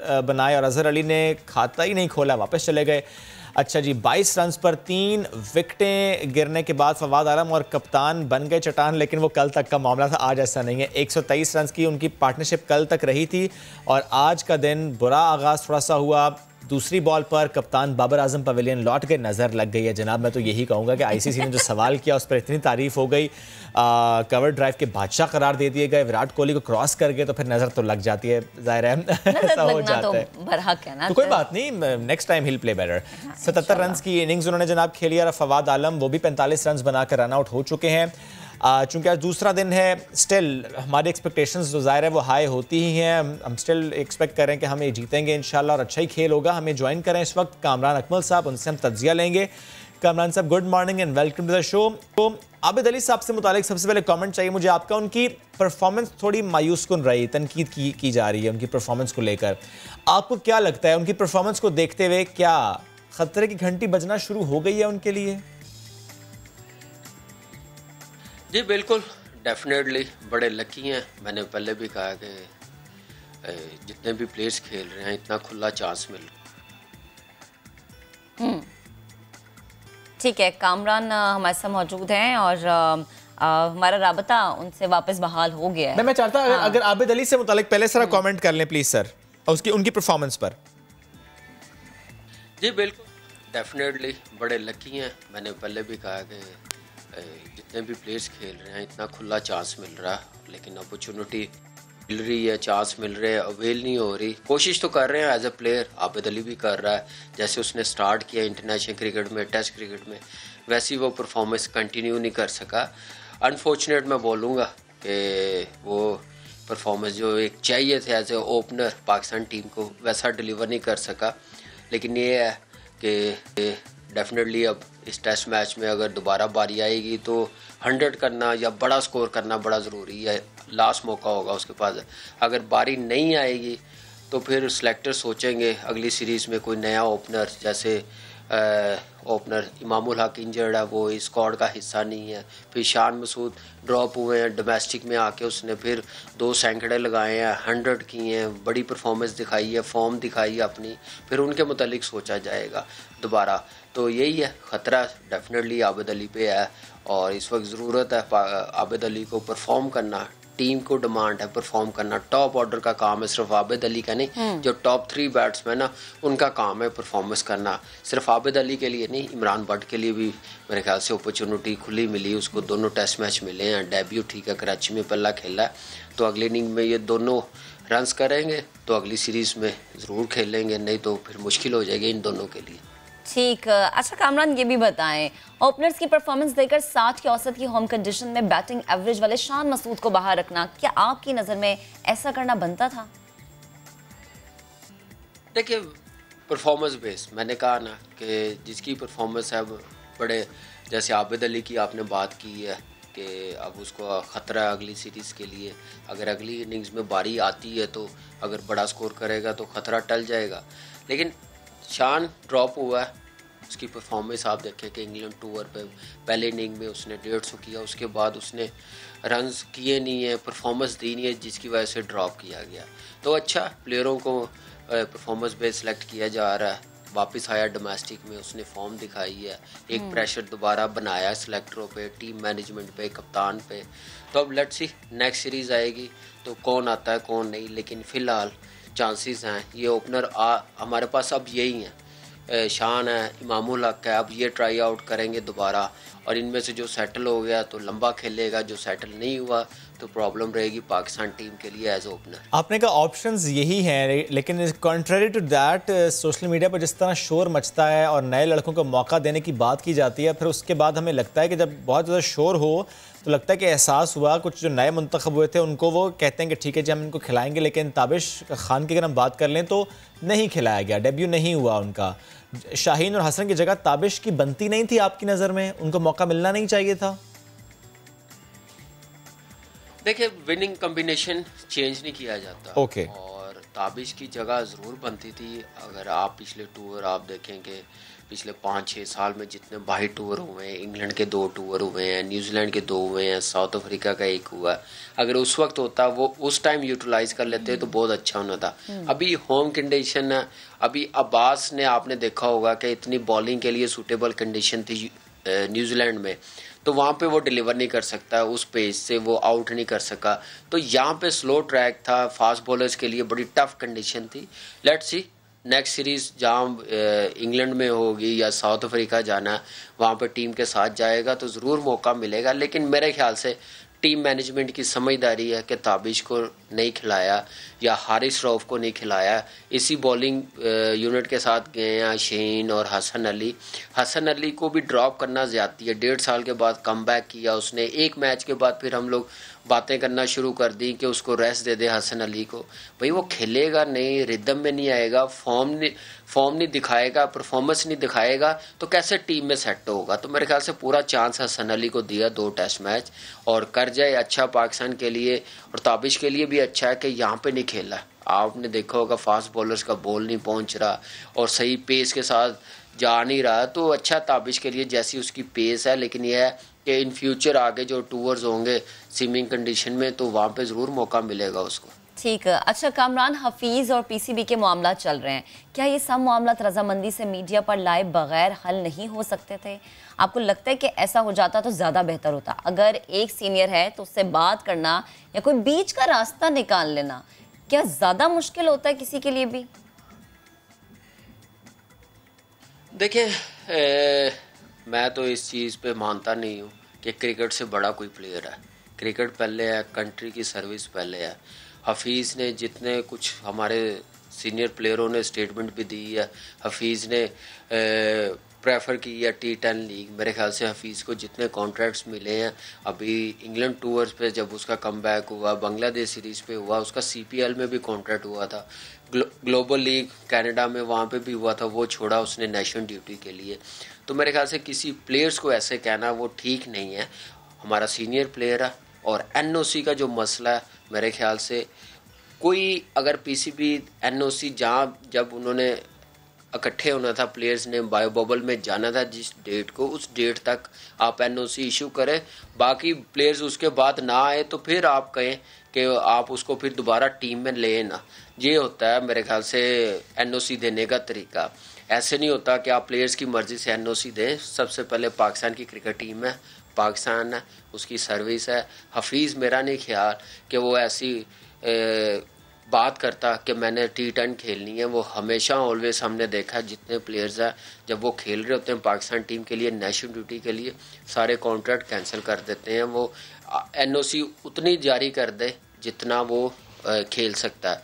ऐसे मेरे ख्याल से ऐसी बातें इतनी मीडिया पे आई हैं कि हफीज़ ने T10 खेलने को प्रेफर दी है। मेरा नहीं ख्याल कि हफीज़ ऐसा कभी सोच सकता है कि अपनी नेशनल ड्यूटी छोड़ के और किसी लीग को इतनी अहमियत दे। कामरान अकमल साहब बेहद शुक्रिया, साथ मौजूद थे आप। और मैच चूँकि बाकी है, सब ये मैच देखेंगे।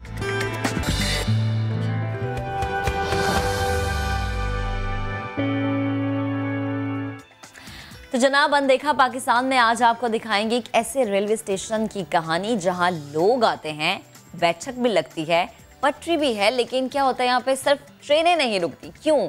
उमर आसिफ अपनी रिपोर्ट में आपको बताएंगे। अटक का मुनफरिद स्टेशन, जहां ट्रेनें नहीं चलती,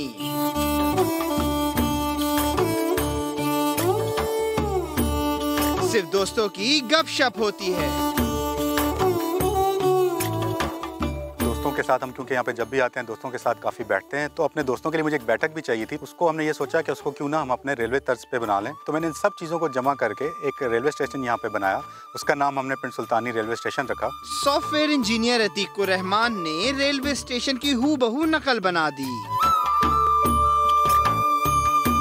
गांव के लोगों ने मिलकर साथ दिया। अतीक भाई ने ये काम शुरू किया है तो हम भी उनके साथ तावन करते रहे हैं, जो हमसे हो सकता है हम करते रहे। अभी जब ये काम कंप्लीट हुआ है तो हम दोस्त अब हर वीकेंड पे अतीक भाई जब आते हैं तो हम हर वीकेंड पे बैठ के यहाँ पे बुक रीडिंग भी करते हैं और इसके अलावा गपशप भी करते हैं। 3 साल तक पैसे जोड़कर स्टेशन बनाया गया। पटड़ी के लिए कोहाट से पत्थर मंगवाए गए। जो पटड़ी है ये सीमेंट की हमने इस्तेमाल की है। इसमें पत्थर जो बड़े इस्तेमाल होते हैं रेलवे में, ये लोकल यहाँ पे नहीं मिलते, ये हमने कोहाट से मंगवाए हैं। स्टेशन मास्टर के कमरे से लेकर टिकट घर तक हर चीज पर बारीक बीनी से मेहनत की गई। इसके ऊपर हमने पुराने दरवाजे इस्तेमाल किए हैं, वो जो हमने पुराने कमरों में अपने घर से ही ये बल्कि दरवाज़ा हमने ला के यहाँ पे लगाया है। और इसकी खिड़कियों में आप देख सकते हैं कि सरिया लगा हुआ है और ये सरिया भी पुराने तर्ज के रेलवे स्टेशन पे मौजूद है। नीचे से कतार के लिए हमने उस सरिया को काटा भी है जहाँ पे टिकट लिया जाता है और दिया जाता है। और इसके अलावा हमने यहाँ पे टाइमिंग्स लिखी हैं ट्रेन की कि वो अटक से लेकर जंड तक किस टाइम पे पहुँचते हैं, पिंड सुल्तानी वो ट्रेन किस टाइम पे पहुँचेगी।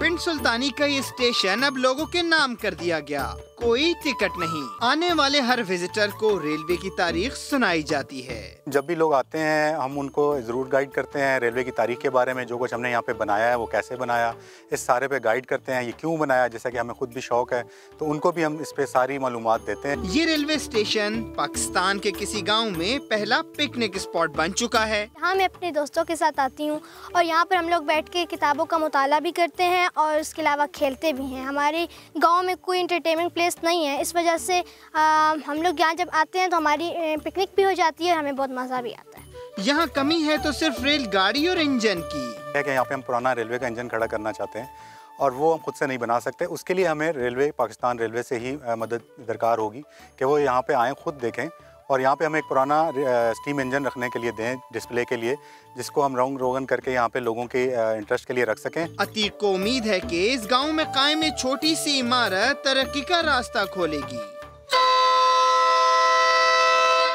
मुनफरिद बैठक की तामीर की सूरत अपने इलाके से खूबसूरत मोहब्बत का इजहार।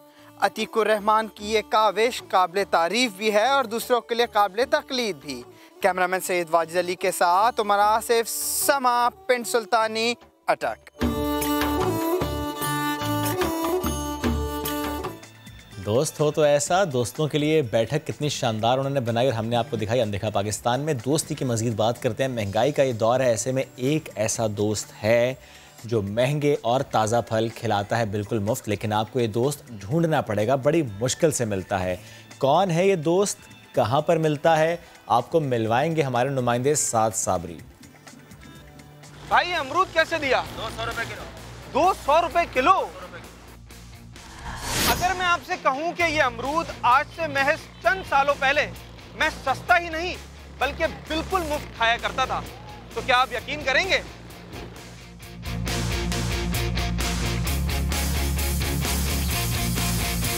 जी हाँ, आज से चंद साल पहले गली मोहल्लों में अमरूद, बादाम और चीकू और आम के दरख्त जगह जगह नजर आते थे, जिनके साए और फल जिंदगी को तरोताजा रखते थे। मेरे घर के सामने जो है आम का दरख्त था, वो जो उसके बराबर वाली गली में चीकू का और बादाम के दरख्त थे, और उसके आगे जो आप देख रहे थे वहाँ पे जो है अमरूद का दरख्त, हम तो चलते फिरते तोड़ के खा लेते थे।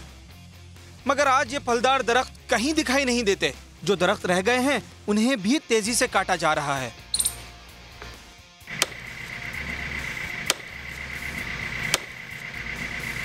आखिर ये दरख्त खत्म क्यों होते जा रहे हैं? क्या शजरकारी करना वाकई इतना मुश्किल काम है या फिर वजह कुछ? प्लांटेशन तो क्या, जो लोगों ने घर बनाए हुए हैं उस घर के एक्सपेंशन के लिए उन्होंने घर को बड़ा किया, और सोने पे सुहागा जब ये रेजिडेंशियल प्रॉपर्टीज पे बिल्डर्स ने उनको अच्छे पैसे दे के, मुंह मांगे पैसे दे के खरीदा और हाई राइज बिल्डिंग्स बनाई। मगर आज भी कुछ लोग इस अजीम नेमत की कदर करते हैं, जिसका इन्हें भरपूर फायदा भी होता है। ज़रा सी तवज्जो की ज़रूरत होती है। मैंने भी इतना कोई ज़्यादा मेहनत नहीं की, बस बीज लगा दी, और ये पपीता तो ऐसा है कि 2 से 3 महीने में ये शुरू हो जाता है इसमें फ्रूट आना। बाकी और ये है शरीफा जामा, इनके भी बस लगा दिए थे, दिन में एक आध बार पानी दे देते हैं, थोड़ा सा ख्याल कर लेते हैं, बस कोई इतना मुश्किल काम नहीं है। दरख्त लगाना जहाँ बहुत से फवाइद का जरिया है, वहीं बाइसे सवाब भी है। धूप में ठंडी छांव देता है तो खाने को ताज़े और मीठे फल। दरख्त लगाइए अपने लिए और अपने आने वाली नस्लों के लिए।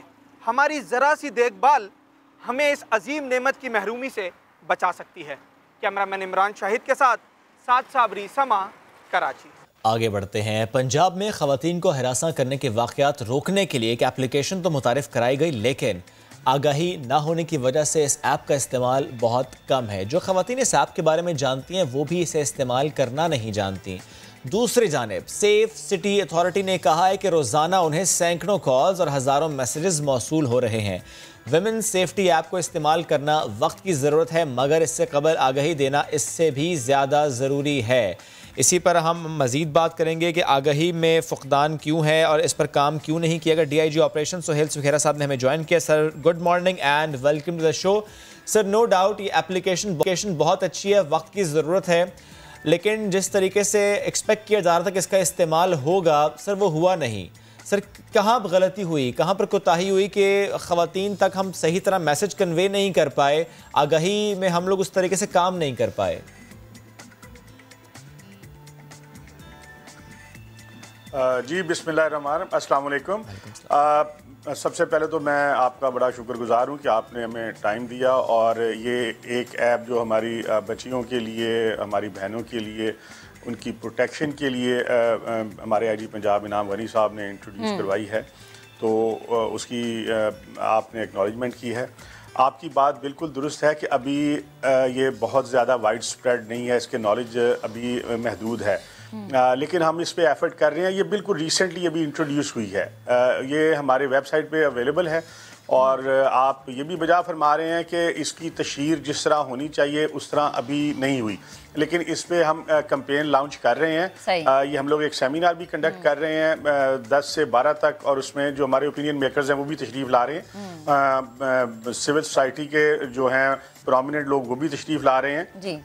तो उसको हम इंशाल्लाह वाइड स्प्रेड इसको करेंगे। जो वेबसाइट पे हमने एक छोटा सा ऐड इसका बनाया था just to educate our ladies, तो उसकी अल्हम्दुलिल्लाह तकरीबन 12 लाख व्यूज़ थे और 6000 से ज़्यादा रीट्वीट हुए हैं।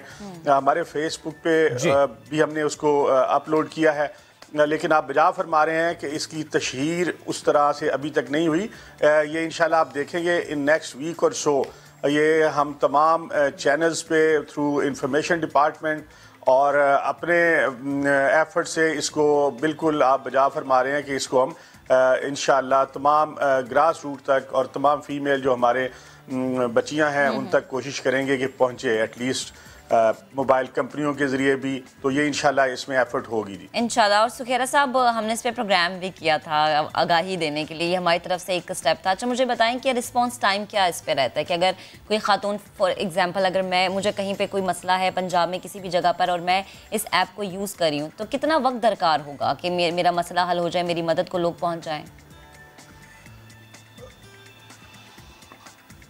मैम एक्चुअली तो इट रियली डिपेंड्स कि आप किस जगह से कॉल कर रही हैं, लेकिन जो हमारा एक एवरेज रिस्पांस टाइम है 15 का या जो इमरजेंसी हेल्प का है वो जो आपके सिटीज़ हैं, मेट्रोपॉलिटन सिटीज़ हैं, वहाँ पे 2.5 से 3 मिनट से 5 से 6 मिनट तक है। सर कथा कलामी की माजरत हैं जहाँ पर सर कथा कलामी की माजरत सर अगर आप क्लियर कर पाएं इसको। आपने कहा कि अगर कॉल करें, सर वो मामला क्या है?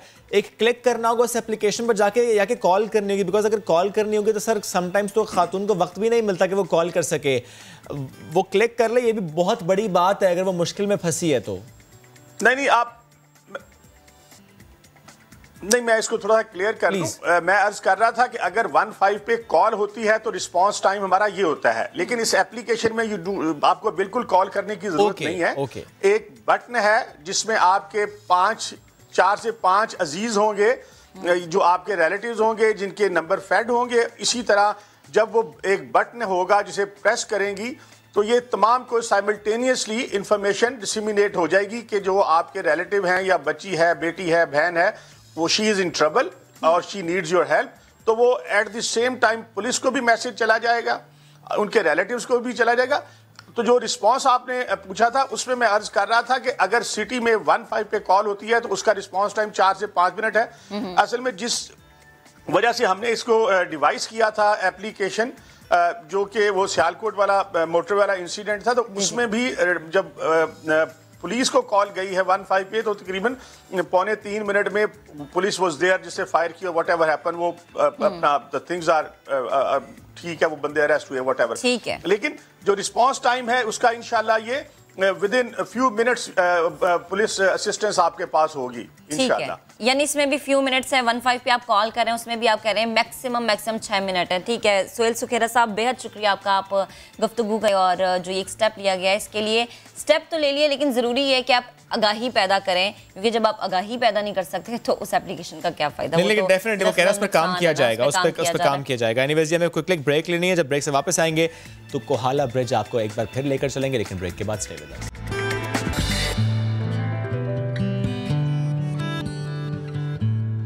Welcome back. तो जनाब ये दुनिया जहाँ पर हम रहते हैं, इस दुनिया में एक और दुनिया जब हम आपको वहाँ की सैर करवाएंगे, वो दुनिया है जेल की, जहाँ कानून, रहना सहना सब कुछ मुख्तलिफ है। इस दुनिया पर हमारे नुमाइंदे शाहनवाज अली कादरी ने एक रिपोर्ट तैयार की, आज देखते हैं। जेल का ख्याल जहन में आते ही जालिम जेलर, पतली दाल और पुरतशद्दुद माहौल का तस्वुर आता है। ये क्या हकीकत है या फसाना? चलें आज हम आपको दिखाते हैं।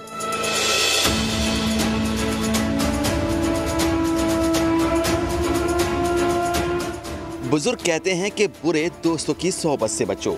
ये बात 17 साल आज़ां की वालदा ने भी समझाई थी, लेकिन आज़ां को इस बात का एहसास जेल में आकर हुआ। पिकनिक पर गए हुए थे ऐसे ही घूमने के लिए ना, ठीक है, आपस में दोस्तों में मजाक में लड़ाई होगी। लड़ाई होने के बाद उसने पत्थर मारा, उसको ज़्यादा चोट लगी, खून निकलने के बाद वो मर गया। घर वालों को कॉल की थी, कॉल करके बुलाया, उन्होंने मेरे को ही उठवा दिया, बोलते तुम साथ थे इनके, इस वजह से बस वे जेल में आ गए। हमारे घर वाले सही बोलते थे, वो बुरे दोस्तों के साथ नहीं बैठो, ये वो, इस वजह बस अभी इंशाल्लाह बस कुछ ही होगा। आज़ां की तरह 135 नौउम्र कैदी सेंट्रल जेल में कायम यूथफुल ऑफेंडर्स ट्रेनिंग स्कूल में मौजूद हैं, जो कत्ल, स्ट्रीट क्राइम के इल्जाम में लाए गए हैं। दुनिया में एक और दुनिया आबाद है, वो है जेल की दुनिया।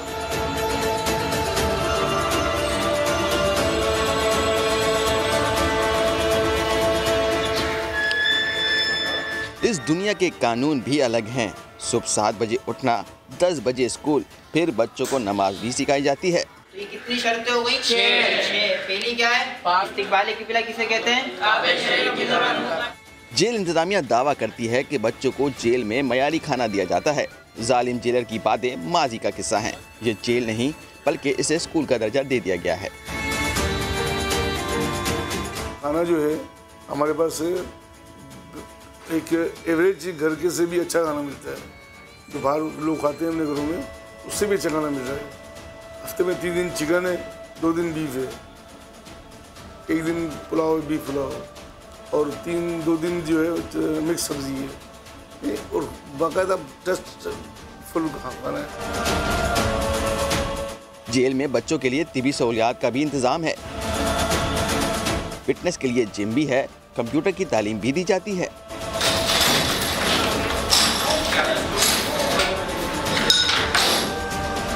जेल में एक गेमिंग जोन भी है, जहां बच्चे पढ़ाई से फारिग होने के बाद एंजॉय कर सकते हैं। इस जेल में 16 से 18 साल तक के बच्चों को रखा जाता है। 18 साल के बाद बच्चों को सेंट्रल जेल मुंतकिल कर दिया जाता है। पिंजरा चाहे सोने का हो या लोहे का, चाहे कितनी सहूलियात हो, आज़ादी सल्ब होने से बड़ी कोई सज़ा नहीं। कैमरामैन इमरान शाहिद के साथ शाहनवाज अली, समा, कराची। चलें जी आगे बढ़ते हैं और मैं शुएब से सवाल करती हूँ, आप टिकटॉक यूज़ करते हैं? बिल्कुल भी नहीं। अच्छा, एक बड़ी मशहूर सी बिल्ली है, हाँ टिकटॉकर है वो बिल्ली, अब ये आप अंदाज लगाएं आप क्यों नहीं करते, वो आपको करना चाहिए।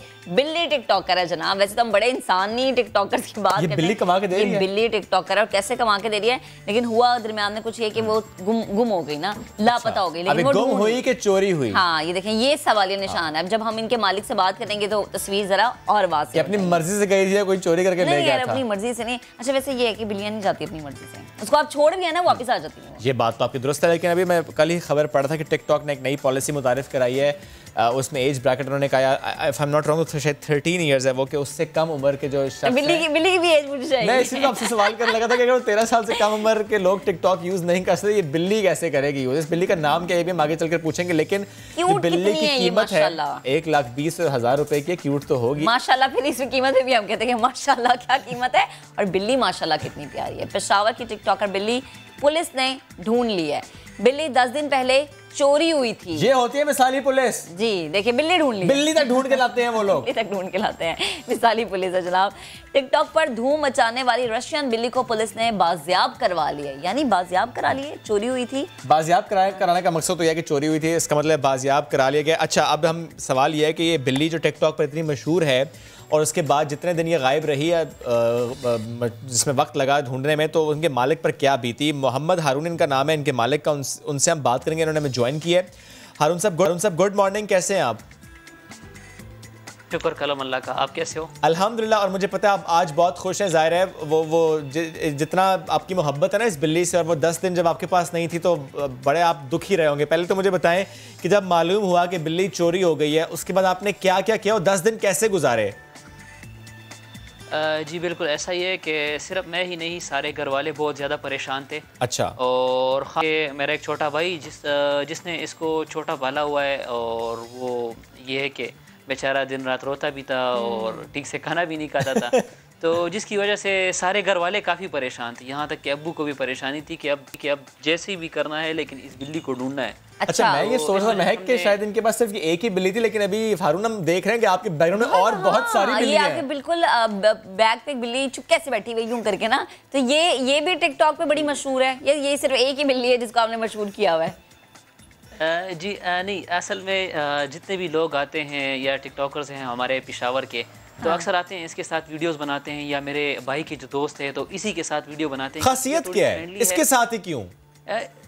ये थोड़ी इस तरह है कि ये फ्रेंडली है, और दूसरी बात ये है कि जो कार्टून कैरेक्टर है डोरेमोन, तो इसका फेस बिल्कुल उसकी तरह है, डोरेमोन की तरह। जरा दिखाएं ना हमें, प्लीज आप जेना कैमरे की तरफ करें। ये इस बिल्ली का जरा चेहरा में प्लीज जरा दिखाएं ना। ओके, अच्छा, बड़े मजे से आपकी गोद में बैठी है, क्योंकि ज़ाहिर है उसने मिस किया आपको। वाओ, सो क्यूट, माशाल्लाह जी, जबरदस्त। देख के ना दिल कर रहा है कि बंदे के माऊ माऊ माऊ, अब दिल कर रहा है सेल्फी ले इसके साथ जाके। अच्छा, वाकई डोरेमोन की तरह, वेरी क्यूट। अच्छा, लाइट परेशान हो रही है। नहीं वो ज़ाहिर लाइट को देख के परेशान हो रही है। बिल्कुल, तो ये बच्चों में इस वजह से फेमस है कि ये डोरेमोन, इसका फेस सेम टू सेम उस तरह आ रहा है। बिल्कुल ऐसा ही है। और दूसरी बात है, कैट्स मेरे पास और भी ज्यादा है, तकरीबन मेरे पास कुल मिला के 18 कैट्स हैं। उसमें इसके कितने बहन भाई हैं?